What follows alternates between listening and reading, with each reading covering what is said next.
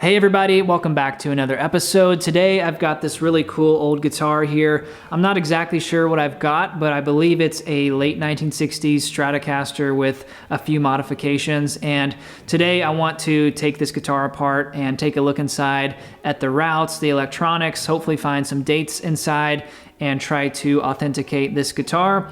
Now, in the last video, I had a number of people comment that there was one red flag on this guitar that I failed to recognize, and if I can't explain that today, then I've got a major problem here. So let's take a look at this thing and see if it's the real deal or maybe it's a fake.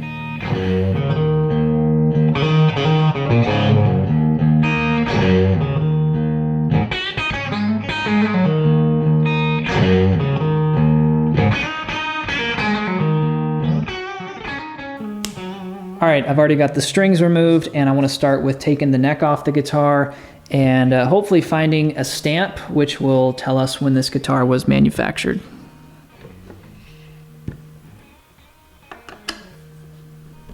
Now, if we take a look at the end of the neck here where the truss rod adjustment is, there should be a rubber stamp here at the bottom that would designate the year of manufacture.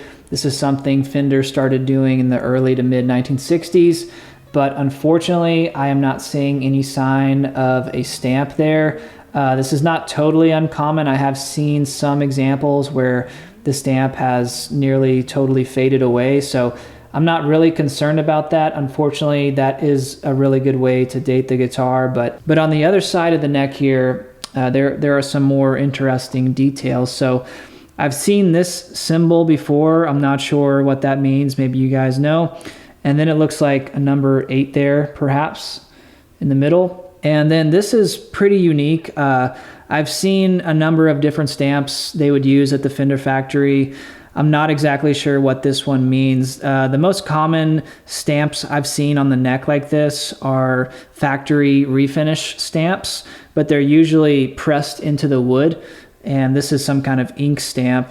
And it doesn't correlate with the serial number on the neck plate, so I'm not totally sure what this means. It kind of reads like perhaps a date 4/10/76, but that doesn't really correlate with anything else I'm seeing on the neck. If this was refinished in 76, this would have a different decal, I believe. And by 1976, you would have a bullet style truss rod here at the headstock, and you would also have a 3-bolt neck on a Stratocaster. So this is definitely the earlier 4-bolt version, but I'm not exactly sure what that stamp means. Definitely interesting nonetheless. So that doesn't really give us any better idea as to when this guitar was manufactured. I want to take a look inside underneath the pickguard here and try to date the electronics, and the routing as well will kind of give us a better idea. But first, I actually forgot this neck pocket here, which there's a stamp inside here. It looks to me like an F and a G. I have never seen that before. I have no idea what that stands for. That is highly unusual.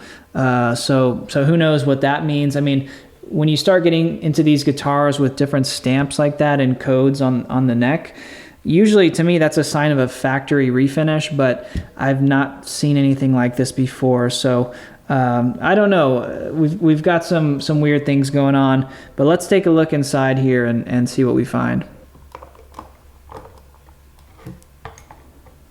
So immediately you can tell here this guitar has been routed out here in the bridge pickup and middle pickup position, which is unfortunate because, you know, there are little clues in here that can help you authenticate the body and potentially date the body as well. There's also what looks like signs of maybe a route here for a Gibson style switch. But the control cavity looks original, and from what I can tell, the details here look right, the shape of it looks right. But the biggest clue is in the neck pickup cavity here. So sometime in the late 60s, maybe 1970, I can't remember exactly, but Fender started doing this squared off pickup route, and this would carry into the 1970s as well. But this to me, in combination with the 4-bolt design here, tells me this is maybe like 69 to 72. So this is one of the later bodies with the squared routes, but this is before they went to the 3-bolt. Now, looking at the electronics, you can see this guitar is highly modified. These two pickups for sure are later manufacture. This middle one looks like, you know, it could maybe be a vintage pickup, or at least a vintage style of build quality. I'm going to measure the reading on all these pickups. A lot of people really like the way this guitar sounded on my last video. And, you know, I was pretty happy with the sound I got out of it. So ironically, you know, people were thinking it had this really nice vintage tone or whatever. And, you know, clearly these are probably some kind of cheap pickups. But we'll find out what the reading is on these. And then the pots are, you know, mismatched. The switch does look like a 70s 5-way switch, which is cool. The middle pot might be original though. Let me zoom in on this one here. We'll take a look. So this tone capacitor looks like what they were using around this time, maybe, you know, into the 70s. It could be a 1970s capacitor, but this is a 250K pot, and a lot of this wiring looks factory to me. Fender was using this plastic covered wiring. Unfortunately, there's solder over the date code here, which I might try to go remove real quick, and we'll see what the date of this pot is. This may be the only way we can actually date this guitar. So I cleaned off this pot, which is in fact a real vintage CTS pot, but unfortunately I don't think it's going to help us date this guitar. So the date code is 1377451, which dates to the 51st week of 1974. So, you know, this is a real vintage pot, but unfortunately this is not from the era that I was looking for. This capacitor and pot is something you would find in a 1970s Stratocaster, and the switch here, this is from the 1970s as well. So maybe they pulled some of these electronics from a 70s guitar. So let's go ahead and check out what the readings are on these pickups, because even though they're not original, you know, a lot of people like the sound. So let's get a reading on these. 6.15 on the neck, 5.3 on the middle pickup, and on the bridge pickup we have 5.44.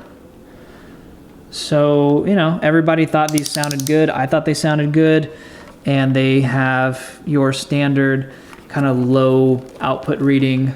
That's pretty much what you'd find in a 50s or 60s Stratocaster. So, well, unfortunately, I've not been able to prove the exact date of this guitar.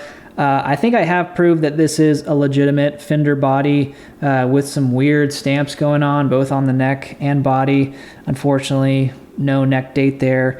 And then, unfortunately, we've got a combination of 70s electronics and some modern pickups, perhaps. There is one final detail I wanted to look at on the back here. Another FG symbol that I noticed, and I have no idea what that is. I've never seen that before. If you've seen it, please let me know in the comment section. Very strange. Don't know what it means. There's also a detail here on the back that I wanted to talk to you guys about. So I had some people comment on the original video that this guitar was a fake because of the screw holes on the back plate. So these two middle screw holes are supposed to be offset, and one should be a little far forward and one should be a little further back. So here's a 1950s Tremolo cover, and you can see here where those screw holes are positioned. So all of the Fender bodies were drilled the exact same way, and I've never seen anything different. So therefore, these screw holes, as you can see, are not lining up. And that would be, I mean, you know, what more clear sign could you want that this could be some kind of like Japanese or some kind of import body? But this is a refinish. And so it's possible that someone filled the holes and re-drilled them for a different style of backplate. And if you look very closely here in the paint, you can actually see little circular indentation right where these original holes would line up. And hopefully I can get it on camera. I could kind of probably remove a little bit of paint right here and prove it. It's probably worth doing because this is really kind of suspicious. So let me see if I can do that, and we'll put that to rest.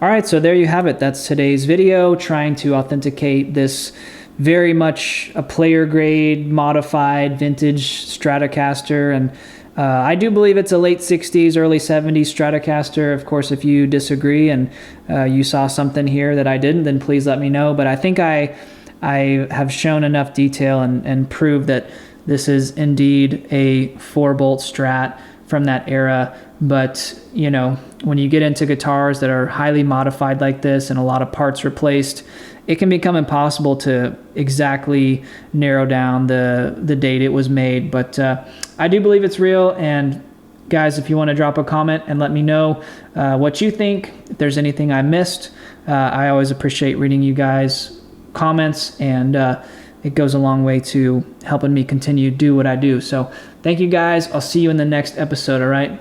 Peace.